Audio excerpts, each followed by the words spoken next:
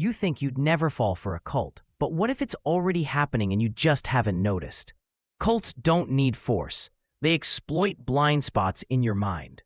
Comfort, attention, subtle control, they hijack judgment before you realize it. Ordinary choices become obedience, and your mind quietly trades freedom for belonging. Cults target people at transitional, vulnerable moments: breakups, career failures, loneliness, identity crises. These aren't weaknesses, they're universal human phases. Recruiters enter with empathy and validation, making dependence feel like relief. Your instincts slowly shift, nudging you toward the group without resistance. Early interactions feel overwhelmingly positive: acceptance, praise, attention. Your brain interprets this warmth as trust and belonging. What seems like care is a strategic hook to bypass skepticism.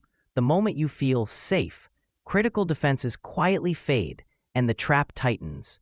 Cults rarely demand you cut ties outright. Instead, they subtly rearrange your social world. Friends questioned, doubts dismissed, outsiders framed as dangerous. Slowly, reliance on the group replaces independent judgment, and leaving feels increasingly risky, even if you barely notice. At first, the group tells you, be yourself. Then, be better. Finally, be who we say is better. This gradual identity shift is imperceptible, yet total. Ordinary people comply, thinking change is optional, but the process is coercion disguised as self-improvement. Cults simplify reality. Insiders are pure, outsiders dangerous. This polarizing lens suppresses nuance and independent thinking. Ordinary judgment gives way to group morality. Obedience becomes easier than evaluation, and the mind quietly trades freedom for belonging. Leaders frame themselves as moral guardians, not rulers. Following their orders feels virtuous. Dissent feels like betrayal. Ordinary instructions transform into sacred law. You comply not because you agree, but because disobedience feels like forsaking something larger than yourself. Cults teach mental shortcuts, repeating phrases, avoiding negative energy, reframing doubts as weakness. These aren't spiritual exercises, they're breaks on reasoning. Gradually, you stop thinking critically without realizing it, handing over control of your mind to the group. The more you invest, time, money, emotion, the harder it is to leave. Your mind justifies past sacrifices by deepening loyalty. This isn't stupidity, it's protective logic. Admit error and guilt triggers. Stay, and compliance feels safer. Cults exploit this human mechanism with precision. What begins with warmth eventually turns into fear. Fear of leaving, losing connection, or starting over. By the time the environment feels oppressive, disobedience seems riskier than staying. Ordinary, intelligent people remain trapped for years, often unaware of how deeply control has settled into their mind. Cults embed obedience through rituals that feel harmless: daily chants, small favors, memorized phrases. At first, they seem trivial, even bonding, but repetition reshapes your behavior and priorities. The mind begins associating compliance with reward, and you obey automatically, unaware how subtly control has seeped into your life. Knowledge is power, but cults restrict both. They filter information, demonize outside sources, and reward approved knowledge. The world outside becomes incomprehensible, while the group's narrative dominates your reality. Your reasoning bends to the curated lens, and independent thinking begins to atrophy, leaving obedience unquestioned. Emotions are the leash. Guilt, shame, and fear are deployed expertly. Missing a meeting, expressing doubt, or breaking a rule triggers anxiety.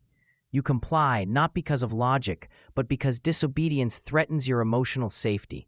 Ordinary people respond predictably, trading autonomy for comfort within the group. You are not alone in obedience. Peers amplify it. Observing others comply strengthens your own compliance. Even if the leader is absent, social pressure keeps you in line. Ordinary individuals obey because being different now feels socially dangerous, reinforcing group cohesion and eroding independent thought. Leaving is framed as catastrophic: ostracization, loss of love, or eternal harm. The imagined threat grows until obedience feels safer than freedom. The mind calculates risk automatically, and you follow rules not because you agree, but because fear dominates every decision. Ordinary humans fall for this trap quietly. Extreme ideologies start small. Minor rules, eccentric practices, then escalate. Over time, what once seemed outrageous becomes routine. Compliance stretches further, and ordinary morality bends. The human mind adapts to these increments without noticing, surrendering rational judgment piece by piece. When actions conflict with beliefs, the mind resolves tension by adjusting beliefs, not behavior. Doing something uncomfortable reinforces the idea it's necessary or correct. Cults exploit this psychological trick repeatedly, ensuring obedience strengthens the belief system rather than weakening it. Rewards, praise, inclusion, emotional support train obedience like conditioning. Each act of compliance brings subtle gratification, reinforcing further compliance. Ordinary individuals gradually rely on the group for validation and purpose, replacing independent judgment with the pursuit of approval. Constant messaging and rituals exhaust critical thinking. You're mentally overloaded, decision-making slows, and the group's rules dominate behavior automatically. Ordinary humans don't resist because mental fatigue makes compliance easier than evaluation. The mind surrenders quietly under relentless structure. You believe you choose to follow, but every decision has been narrowed, guided, or manipulated. Compliance feels voluntary, yet it's orchestrated. Ordinary humans think they act freely, while every action has been subtly engineered to reinforce obedience. This is why cult control feels invisible and almost impossible to escape. Daily rituals and repetitive tasks solidify obedience. What once seemed optional becomes essential. Your mind equates participation with belonging, while questioning feels unnatural. Ordinary people comply automatically, unaware that repetition has subtly chained their autonomy. In a tightly knit group, dissent is dangerous.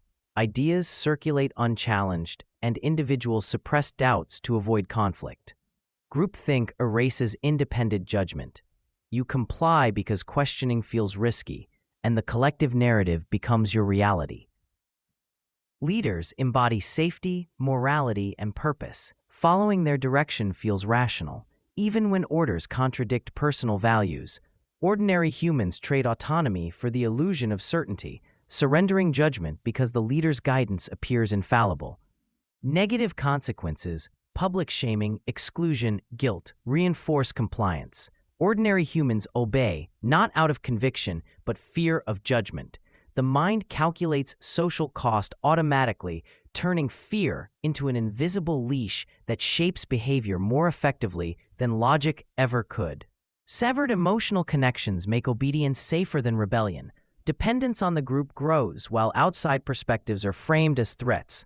Ordinary people surrender, believing their only safe reality exists within the cult's framework. Rules and expectations expand gradually unnoticed. Each small adjustment seems harmless, but cumulatively reshapes behavior.